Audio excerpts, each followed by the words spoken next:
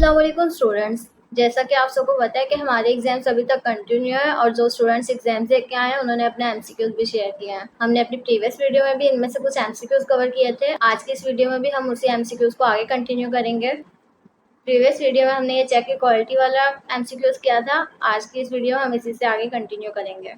So next question है हमारे पास, what does the increment operator do. ये ऑपरेटर हमारे पास टाइप स्क्रिप्ट में इंटीजर या न्यूमेरिक वैल्यू को 1 से बढ़ा देते हैं। ये ऑपरेटर हमारे पास मोस्टली पोस्टफिक्स और प्रीफिक्स फॉर्म में अवेलेबल होते हैं। अब यहाँ ये क्वेश्चन है कि हमारे पास इंक्रीमेंट ऑपरेटर क्या करते हैं। तो इसके ऑप्शंस में हमारे पास इंक्रीमेंट्स अ वेरिएबल बाय 1, तो ये हमारे पास बिल्कुल करेक्ट ऑप्शन है क्योंकि हमारे पास इंक्रीमेंट ऑपरेटर हमारे वेरिएबल की वैल्यू 1 से बढ़ा रहे होते हैं। एंड बी ऑप्शन है इंक्रीमेंट अ वेरिएबल बाय 2। तो यहाँ बहुत से स्टूडेंट ये समझते हैं कि यहाँ 2 प्लस सैम्बल है तो हमारा यहाँ वेरिएबल 2 से बढ़ा होगा, तो ये हमारे पास इनकरेक्ट है। इसके अलावा मल्टीपल अ वेरिएबल बाय 1 ये भी इनकरेक्ट है। ये बाकी स्टेटमेंट इनकरेक्ट है। यहाँ करेक्ट ऑप्शन हमारे पास होगा ए। अब नेक्स्ट क्वेश्चन को देखते हैं। नेक्स्ट क्वेश्चन है हमारे पास, how do you narrow down a union type in TypeScript. TypeScript में हम नैरो डाउन किस तरह कर रहे होते हैं यूनियन टाइप्स को। तो इससे रिलेटेड अगर आप लोग को याद हो तो ये बहुत से एमसीक्यूज हो गए हैं। हमने अपनी प्रीवियस वीडियो में भी इससे रिलेटेड 2 क्वेश्चंस किए थे और ये इससे रिलेटेड एक और क्वेश्चन आ गया हमारे पास। हम यूनियन टाइप को नैरो डाउन एक तो टाइप ऑफ ऑपरेटर या इंस्टेंस ऑफ से कर रहे होते हैं। ये जो टाइप ऑफ ऑपरेटर या इंस्टेंस ऑफ से हम नैरो डाउन कर रहे होते हैं, इस प्रोसेस को हम टाइप गार्ड कह रहे होते हैं। तो यहाँ इसके ऑप्शंस में भी यहाँ फर्स्ट ऑप्शन है टाइप कास्टिंग। टाइप कास्टिंग हम तब यूज कर रहे होते हैं जब हमने अपने वेरिएबल की टाइप चेंज करनी हो, स्ट्रिंग से नंबर में या नंबर से स्ट्रिंग में। और टाइप असेशन हमने देखा था कि अगर हमें अपने वेरिएबल की टाइप का पता हो और टाइप स्क्रिप्ट को ना पता हो तो हम टाइप असेशन कर रहे होते हैं। यहाँ नैरो डाउन करने के लिए हम टाइप गार्ड का यूज कर रहे होते हैं, तो यहाँ हमारे पास बी ऑप्शन करेक्ट होगा। अब नेक्स्ट क्वेश्चन है हमारे पास, coding base what will be the output of the following code. और यहाँ कोड लिखा हुआ है हमारे पास एरर हैंडलिंग का। अगर हमारे कोड में कहीं हमें एक्सपेक्टेड हो कि इस ऑपरेशन से हमारे पास एरर आएगा तो हम लोग उसे ट्राई ब्लॉक में लिख रहे होते हैं एंड देन कैच ब्लॉक में उससे रिलेटेड ऑपरेशन कर रहे होते हैं कि अगर ये एरर आया तो इस तरह का मैसेज प्रिंट होना चाहिए या ये काम होना चाहिए। अब यहाँ इसे सिंपल रखने के लिए हमने एक न्यू एरर से एरर क्रिएट किया है और उसमें मैसेज रखा है समथिंग वेंट रॉन्ग। और थ्रो का कीवर्ड हम यूज करते हैं ताकि इस एरर को हमारे पास कैश ब्लॉक में भेजा जाए। इसके बाद ये कैश ब्लॉक में हम लोग अपने एरर को हैंडल कर सकते हैं। इसके पैरेंथेसिस में जो एरर है ये वो एरर असाइन होता है जो थ्रो किया गया हो। अब इसके कर्ली ब्रेसेस में हमारे पास टर्मिनल और प्रिंट करवाने के लिए console.log स्टेटमेंट लिखी हुई है। और इसके पैरेंथेसिस में ये जो एरर डॉट मैसेज है ये वो मैसेज होता है जो एरर के साथ अटैच किया गया हो। जैसे कि यहाँ ये ऊपर समथिंग वेंट रॉन्ग एरर के साथ अटैच किया गया है, तो यहाँ हमारे पास मैसेज प्रिंट होगा समथिंग वेंट रॉन्ग। तो इसमें हमारे पास ए स्टेटमेंट करेक्ट होगी। अब इसे हम वीएस कोड में भी देख लेते हैं। यहाँ मैंने पहले से ये कोड कमेंट किया हुआ है, इसे हम अनकमेंट कर लेते हैं। और टर्मिनल पे देखने के लिए सिंपली हम कमांड लिखेंगे tsc index dot ts and node index dot js। और हमारे पास यहाँ समथिंग वेंट रॉन्ग टर्मिनल पे आया है, तो इसमें हमारे पास ए स्टेटमेंट ही करेक्ट हो गई। अब नेक्स्ट क्वेश्चन देखते हैं। अब यहाँ नेक्स्ट क्वेश्चन है हमारे पास, how do you handle a promise in TypeScript using async await। Means हम async await को किस तरह यूज कर रहे होते हैं प्रॉमिस को हैंडल करने के लिए। तो इसमें हम इसके ऑप्शंस को देख लेते हैं। अब यहाँ हमारे पास इसका फर्स्ट ऑप्शन में async कीवर्ड का यूज किया गया है गेट डेटा को एसिंक्रोनस फंक्शन बनाने के लिए। एंड देन इसके कर्ली ब्रेसेस में हमने एक वेरिएबल में await कीवर्ड का यूज करके फेच डेटा को एक्सेस किया है। await का कीवर्ड हमने इस वजह से यूज ताकि गेट डेटा की एग्जीक्यूशन पॉज हो जाए जब तक हमारे पास फेच डेटा वाला प्रॉमिस रिजॉल्व ना हो। एंड देन फिर जैसे ही फेच डेटा वाला प्रॉमिस हमारे पास रिजॉल्व हो जाएगा तो इसे हमारे पास डेटा के वेरिएबल में असाइन किया गया है। तो ये हमारे पास बिल्कुल करेक्ट अप्रोच हो गई। इसमें हमने async await से प्रॉमिस को हैंडल किया है। एंड देन बी ऑप्शन में हमारे पास बिल्कुल एसिंक्रोनस फंक्शन तो डिक्लेयर किया है लेकिन इसमें अवेट का कीवर्ड यूज नहीं है बल्कि डॉट देन से हमने प्रॉमिस को रिजॉल्व किया है। तो ये हमारे पास इनकरेक्ट हो जाएगी क्योंकि हमने async await से प्रॉमिस को रिजॉल्व करना है। इसके अलावा सी ऑप्शन में हमारे पास एसिंक्रोनस फंक्शन डिक्लेयर किया गया है async कीवर्ड से, लेकिन इसमें अवेट का कीवर्ड यूज नहीं है। इसमें हमारे पास फेच डेटा के रिजॉल्व होने का वेट नहीं किया जाएगा और गेट डेटा स्टार्ट हो जाएगा, तो ये हमारे पास इनकरेक्ट हो जाएगा। हमने इसे हैंडल करना है यूजिंग async await। इसके अलावा डी ऑप्शन में इसे असिंक्रोनस फंक्शन ही नहीं बनाया गया और अवेट का कीवर्ड तो यूज है लेकिन async नहीं है, तो ये हमारे पास इनकरेक्ट हो जाएगा। इसमें हमारे पास करेक्ट स्टेटमेंट आ जाएगी ए। इसके अलावा नेक्स्ट क्वेश्चन है हमारे पास, how do you cast a variable to a string in TypeScript. Means हम टाइप स्क्रिप्ट में वेरिएबल को किस तरह स्ट्रिंग में कन्वर्ट करें। कास्टिंग का सिंपल मीन होता है कि हमने अपने वेरिएबल को किसी टाइप में कन्वर्ट करना है। तो इसमें हमारे पास चेक बॉक्स का ऑप्शन है, मीन्स हम एक से ज़्यादा ऑप्शन यहाँ सेलेक्ट कर सकते हैं। वेरिएबल्स को स्ट्रिंग में कास्ट करने के लिए हमारे पास बहुत से वेज हैं। अब हम इसके ऑप्शंस में देखते हैं कि हमने किस तरह के ऑप्शंस में से सिलेक्ट करना है। फर्स्ट ए ऑप्शन में हमारे पास जस्ट स्ट्रिंग कीवर्ड लगा के उसके पैरेंथेसिस में अगर हम कोई नंबर देंगे तो हमारे पास स्ट्रिंग में कन्वर्ट हो जाता है। इसमें ए ऑप्शन हमारे पास करेक्ट हो जाएगा। एंड बी ऑप्शन में हमारे पास अगर हम किसी वेरिएबल या किसी नंबर को डॉट टू स्ट्रिंग वाला मेथड लगाएं तो इससे भी हमारे पास वो स्ट्रिंग में कन्वर्ट हो जाएगी। बी ऑप्शन भी हमारे पास करेक्ट है। एंड देन सी ऑप्शन में हमारे पास गलत मेथड लगाया गया है। यहाँ अगर टू स्ट्रिंग होता तो फिर हमारे पास करेक्ट होता बी ऑप्शन की तरह, लेकिन ये इनकरेक्ट हो जाएगी हमारे पास। एंड डी ऑप्शन में हमारे पास बिल्कुल ही इरेलीवेंट है, नम वेरिएबल को डॉट टू स्ट्रिंग मेथड लगाया गया है एंड देन इसके पैरेंथेसिस में भी नंबर दे दिया गया है, तो ये भी हमारे पास इनकरेक्ट होगी। इसमें हमारे पास A and B correct option होंगे। अब यहाँ हमारे पास नेक्स्ट क्वेश्चन है कोडिंग बेस, और क्वेश्चन है what is the output of the following code. यहाँ कोड लिखा हुआ है, हमें इसका आउटपुट फाइंड करना है। फर्स्ट लाइन में हमारे पास वेरिएबल डिक्लेयर किया गया है और उसे फॉल्स वैल्यू दी गई है बूलियन में। एंड देन नेक्स्ट लाइन में हमें टर्नरी ऑपरेटर से कंडीशन लगाई गई है। टर्नरी ऑपरेटर बिल्कुल इफ एल्स स्टेटमेंट की तरह ही होते हैं, लेकिन ये थोड़ा हमारे पास शॉर्ट हैंड बन जाता है। इसमें हम एक ही लाइन में कंडीशन पहले लिखते हैं, अगर कंडीशन ट्रू हो तो हमारे पास फर्स्ट एक्सप्रेशन एग्जीक्यूट होती है, और अगर फॉल्स हो तो हमारे पास कॉलन के बाद सेकंड एक्सप्रेशन एग्जीक्यूट होती है। एंड देन नेक्स्ट लाइन में लॉग स्टेटमेंट में इसे प्रिंट करवाया गया है। अब यहाँ हमारे पास इसका आउटपुट क्या आएगा। यहाँ हमने कंडीशन में क्या रखा हुआ है, इस डे। अगर इस डे ट्रू हुआ तो हमारे पास गुड मॉर्निंग आ जाएगा, और अगर ये फॉल्स हुआ तो हमारे पास गुड नाइट। और फर्स्ट लाइन में हमने इसे फॉल्स रखा हुआ है तो हमारे पास इसका आउटपुट गुड नाइट आ जाएगा। अब इसे हम VS कोड पे भी देख लेते हैं। यहाँ मैंने पहले से कोड लिखा हुआ है। सिंपली पहले मैं ऊपर वाला कमेंट कर लेती हूँ एंड इसे अनकमेंट कर लेते हैं। अब इसका आउटपुट देखने के लिए सिंपली हम टर्मिनल पे अप की यूज़ करेंगे और हमारे पास यहाँ गुड नाइट आ गया। डेट्स मीन कि हमारी इस डे कंडीशन फॉल्स है और इसी वजह से गुड नाइट प्रिंट हो रहा है। अब यहाँ हमारे पास इसके ऑप्शंस में बी ऑप्शन करेक्ट हो जाएगा जिसमें गुड नाइट आउटपुट है। अब नेक्स्ट क्वेश्चन देखते हैं। नेक्स्ट क्वेश्चन है हमारे पास choose the correct statement about arrays in TypeScript. Array से रिलेटेड हमने यहाँ करेक्ट स्टेटमेंट फाइंड करनी है एंड इसके ऑप्शन चेक बॉक्स में, मीन्स हम एक से ज़्यादा यहाँ ऑप्शन सेलेक्ट कर सकते हैं। अब यहाँ फर्स्ट ऑप्शन है हमारे पास arrays can hold multiple types of element. तो ये हमारे पास करेक्ट ऑप्शन है क्योंकि एरे में हम लोग मल्टीपल वैल्यूज रख रहे होते हैं, लेकिन एरे में ये भी फ्लेक्सिबिलिटी होती है कि हम उसमें डिफरेंट टाइप्स की वैल्यूज भी रख सकते हैं। हम एक ही एरे में नंबर, बूलियन या स्ट्रिंग में वैल्यू स्टोर कर सकते हैं। इसके अलावा नेक्स्ट ऑप्शन है हमारे पास एरे हैज़ फिक्स्ड लेंथ। तो ये हमारे पास इसका इनकरेक्ट ऑप्शन हो जाएगा क्योंकि एरे में हम फिक्स लेंथ नहीं क्रिएट कर रहे होते, ये फ्लेक्सिबल होते हैं। इसमें हम पॉप मेथड या पुश मेथड से रिमूव या ऐड एलिमेंट्स कर रहे होते हैं। इसके अलावा सी ऑप्शन है हमारे पास array can be used in loops. तो ये भी बिल्कुल करेक्ट ऑप्शन है क्योंकि एरे को हम लोग लूप्स में भी यूज़ कर रहे होते हैं। हमने प्रीवियस वीडियो में भी देखा था, एरे पे आइटरेट करने के लिए हम लोग फॉर ऑफ लूप्स का यूज़ कर रहे होते हैं। इसके अलावा डी ऑप्शन है हमारे पास array can not be nested.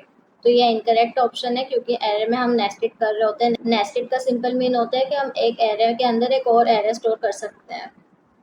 तो एरे में हम एक और एरे स्टोर कर सकते हैं। यहाँ array can not be nested लिखा हुआ है तो ये हमारे पास इनकरेक्ट हो जाएगा। इसमें हमारे पास A and C option correct हो गए।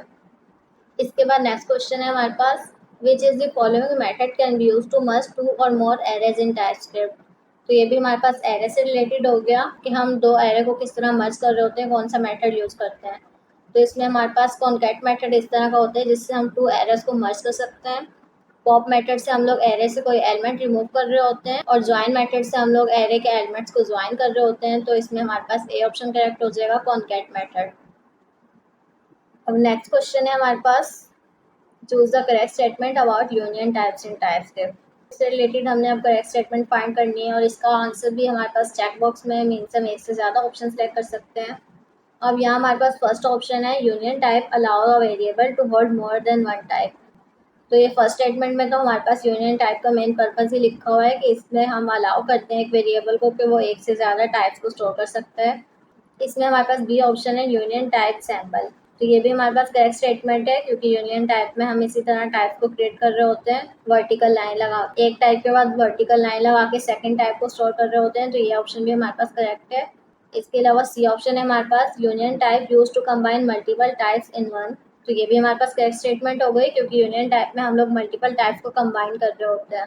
एंड डी ऑप्शन है हमारे पास, union type can only hold exactly 2 types. तो ये हमारे पास इनकरेक्ट ऑप्शन हो गया, क्योंकि यूनियन टाइप में हम लोग मल्टीपल टाइप्स को स्टोर करते हैं। तो इसमें हमारे पास A, B and C option correct हो गए। अब नेक्स्ट क्वेश्चन देखते हैं।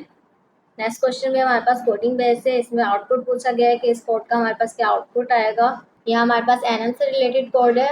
सिंपली हमने एनएम क्रिएट किया हुआ है और उसमें 3 वैल्यू स्टोर करवाई है, एक्टिव, इनएक्टिव एंड पेंडिंग, और सिंपली उसे लॉग स्टेटमेंट में प्रिंट करवाया हुआ है। अब यहाँ हमारे पास लॉग स्टेटमेंट में स्टेटस के मेंबर पेंडिंग की पोजीशन पूछी गई है कि वो कौन सी पोजीशन पे है। अब यहाँ अगर जस्ट बाय डिफॉल्ट ही रहता है, यहाँ हम एक्टिव को 1 वैल्यू ना देते तो इसमें एक्टिव में हमारे पास 0 वैल्यू आती है, एनएम में हम 0 इंडेक्स से स्टार्ट कर रहे होते हैं, एक्टिव में हमारे पास 0 आती, इनएक्टिव में 1 आती एंड पेंडिंग में 2 आती। लेकिन अगर हम एनएम के किसी मेंबर को खुद वैल्यू असाइन करें, अगर यहाँ बाय डिफॉल्ट होती फिर तो 0 होती, लेकिन अगर हम खुद असाइन करें, जैसे कि यहाँ 1 असाइन की हुई है, तो फिर हमारे पास इसकी वैल्यू 1 होगी एंड देन नेक्स्ट मेंबर पे इसकी इंक्रीमेंट वैल्यू जाएगी।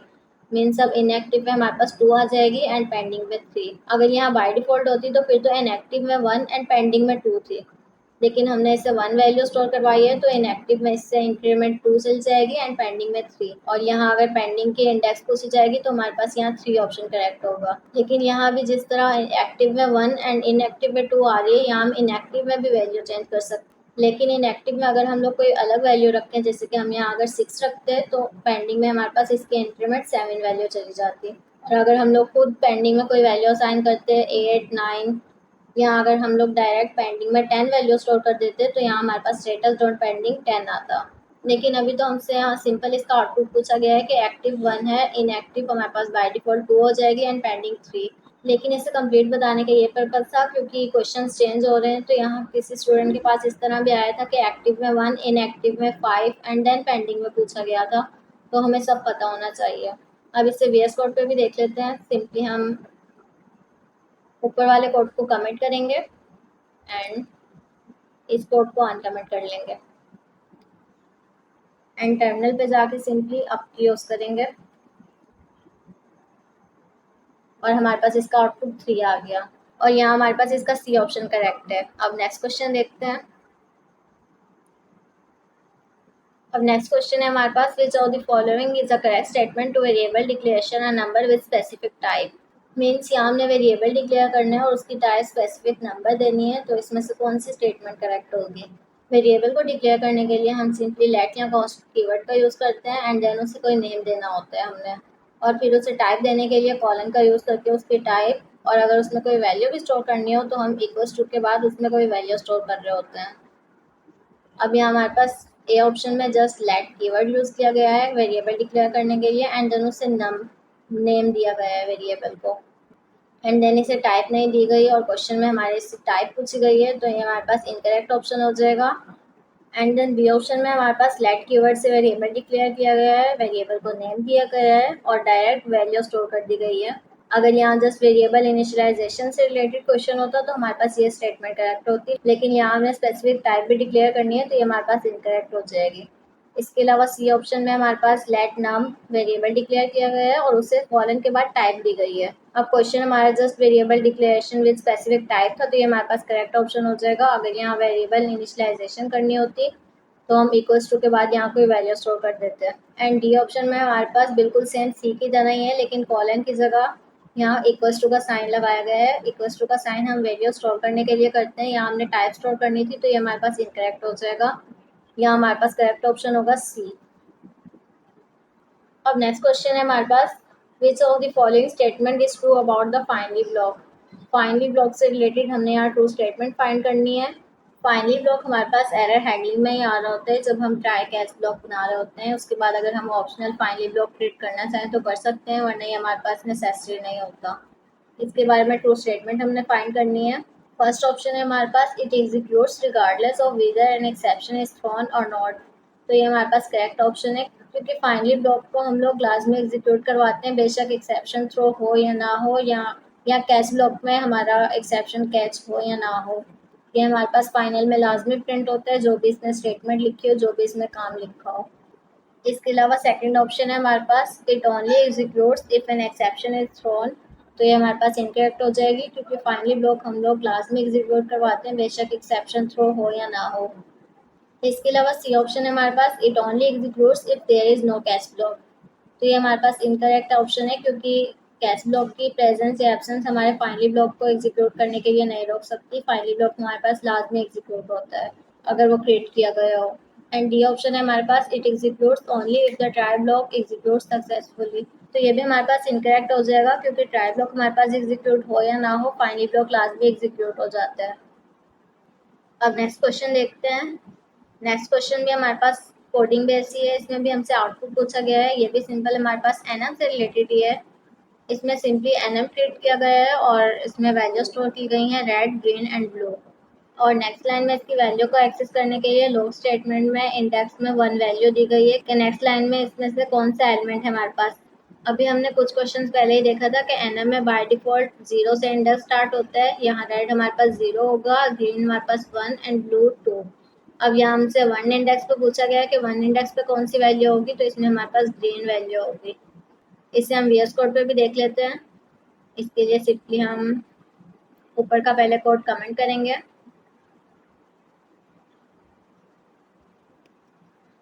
और इस कोड को अनकमेंट करके हम लोग सिंपली टर्मिनल ओपन करेंगे और आपका यूज करेंगे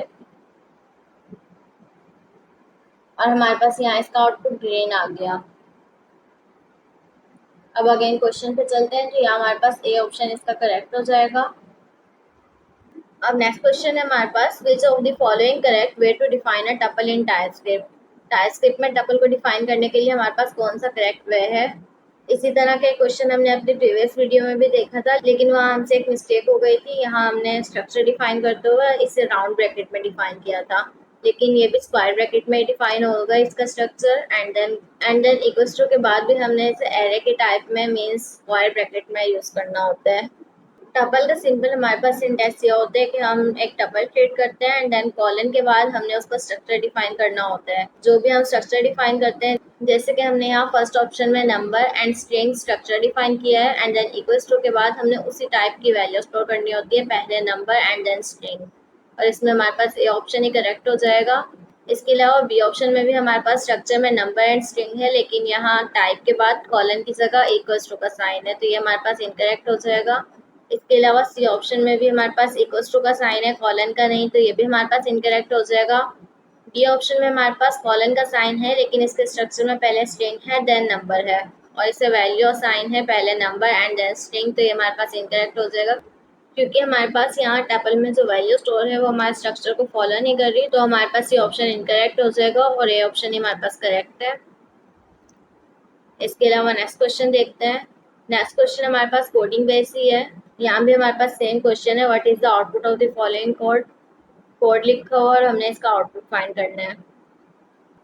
अब यहाँ हमारे पास सिंपल एक स्ट्रिंग में वैल्यू स्टोर करवाई हुई है हेलो, और नेक्स्ट लाइन में लॉग स्टेटमेंट में इसी वेरिएबल पे to upper case method apply किया हुआ है। अपर केस का मेथड हम अपनी स्ट्रिंग पे अप्लाई करते हैं ताकि हमारी स्ट्रिंग का हर अल्फ़ाबेट कैपिटल हो जाए। जैसे कि यहाँ सी ऑप्शन में हमारे पास हर वर्ड कैपिटल है, तो यहाँ हमारे पास इसका ये मेथड अप्लाई हो गया है टू अपर केस।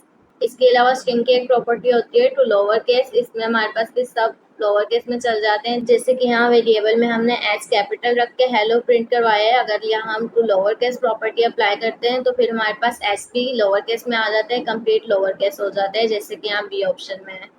लेकिन यहाँ हमसे टू अपर केस पूछा गया है, तो हमारे पास सी ऑप्शन करेक्ट होगा। इसे हम वीएस कोड में भी देख लेते हैं। सिंपली हम ऊपर का कमेंट करेंगे और इसे अनकमेंट कर लेंगे। टर्मिनल ओपन करके सिंपली हम आपकी यूज़ करेंगे और हमारे पास ये कंप्लीट कैपिटल अल्फ़ाबेट्स में आ गया है। अब क्वेश्चन को देखते हैं, तो हमारे पास यहाँ सी ऑप्शन करेक्ट हो गया।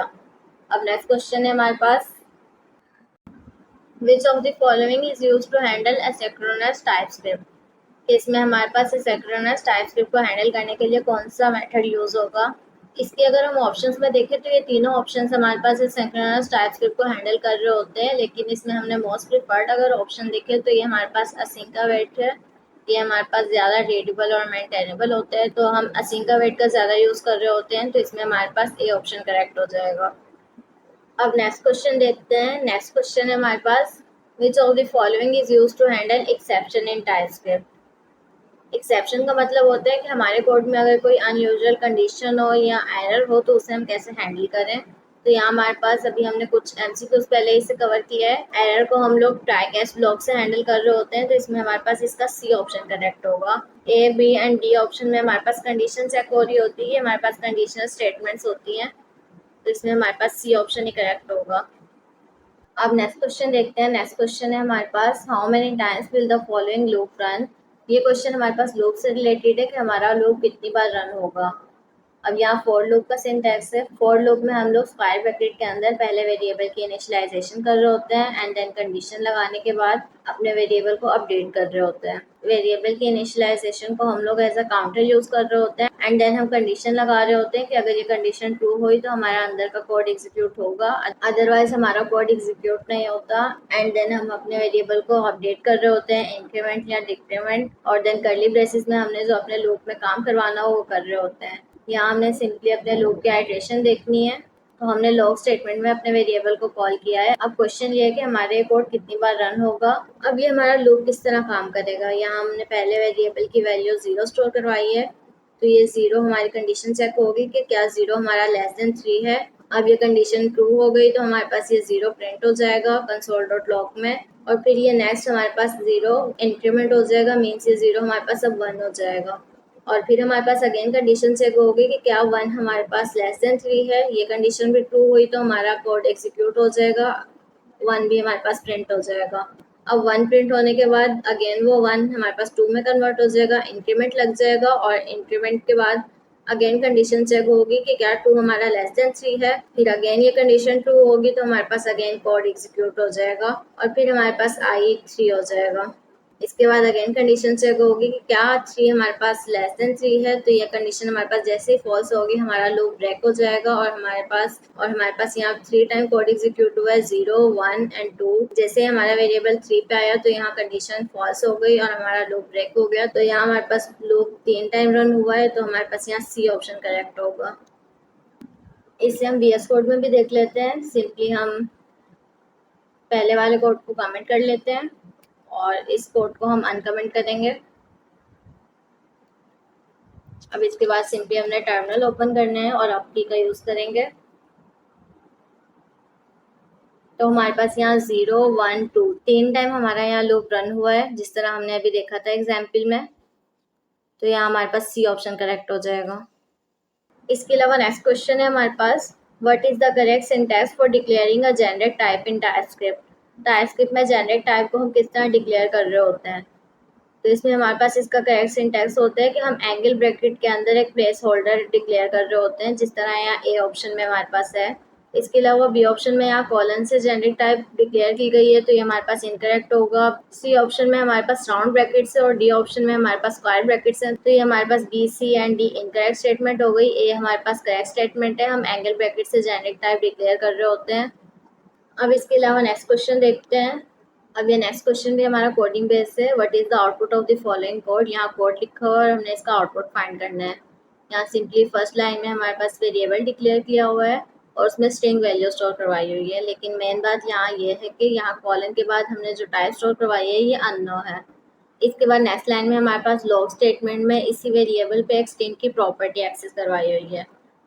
अब यहाँ मैंने ये क्वेश्चन पर्सनली अपने कम्युनिटी पोस्ट में भी कोई सबसे शेयर की थी और मेजॉरिटी ऑफ द स्टूडेंट्स के आंसर यहाँ रॉन्ग, और बहुत से स्टूडेंट ने कंसीडर किया कि यहाँ हमारे पास वैल्यू डॉट लेंथ की प्रॉपर्टी एक्सेस हो जाएगी और हमारे पास इसका आउटपुट 5 आएगा। सी ऑप्शन करेक्ट होगा, लेकिन यहाँ डी ऑप्शन करेक्ट है। ये हमारे पास रन टाइम में ही एरर मिलेगा हमें, क्योंकि यहाँ हमने इसको टाइप अननो दी हुई है। अननो में हम वैल्यू में तो कोई भी टाइप की वैल्यू स्टोर कर सकते हैं, लेकिन इसमें हम प्रॉपर्टी एक्सेस नहीं करवा सकते। अननो और एनी में जस्ट ये डिफरेंस था, एनी में हम लोग कोई भी वैल्यू स्टोर करके उसमें प्रॉपर्टी भी एक्सेस करवा सकते थे, लेकिन अननो में हम लोग कोई भी वैल्यू स्टोर कर लेंगे, स्ट्रिंग नंबर बूलियन कोई भी वैल्यू स्टोर कर सकते हैं इसमें, लेकिन इसमें हम कोई प्रॉपर्टी एक्सेस नहीं करवा सकेंगे। इसे हम VS कोड में भी देख लेते हैं। अब यहाँ मैंने ये पहले से कोड लिखा हुआ है, इसको सिंपली हम अनकमेंट करेंगे और यहाँ जैसे हमने इसे अनकमेंट किया तो हमें यहाँ फॉरन एरर मिल गया है और इस पर हवर करेंगे तो लिखा हुआ है वैल्यू इज ऑफ टाइप अननो। अननो की टाइप है तो अननो टाइप की यही प्रॉपर्टी होती है कि हम इसमें कोई प्रॉपर्टी एक्सेस नहीं करवा सकते। यहाँ बहुत से स्टूडेंट का एरर आ रहा था तो मैंने इसे इस वीडियो में कवर किया। ये बहुत से स्टूडेंट के पास एग्जाम में क्वेश्चन भी आया है तो इसमें हमारे पास डी ऑप्शन करेक्ट होगा। अब इसके अलावा नेक्स्ट क्वेश्चन है हमारे पास, what is the correct syntax for a while loop in TypeScript. TypeScript में हमने व्हाइल लूप के लिए करेक्ट सिंटैक्स कौन सा होता है वो फाइंड करना है। तो व्हाइल लूप को हमने देखा था कि हम व्हाइल लूप में पहले व्हाइल की कंडीशन अप्लाई करते हैं, देन उसके कर्ली ब्रेसेस में हम लॉग स्टेटमेंट लिख रहे होते हैं और उसके बाद अगर हमने कोई इंक्रीमेंट या डिक्रीमेंट करना हो तो वो हम उसके बाद कर रहे होते हैं।